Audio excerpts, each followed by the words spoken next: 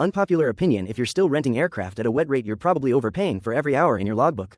Most schools offer a wet rate fuel included because it's convenient. But convenience has a massive markup. Here's the math. Wet rates often bake in a fuel price that's $2 to $3 higher than what that same school sells their customers just fueling up.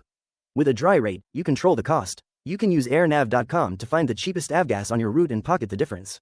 At Aviation, we believe transparency builds better pilots. Stop paying the convenience tax and start managing your mission costs. Fly smarter and follow for more aviation education content.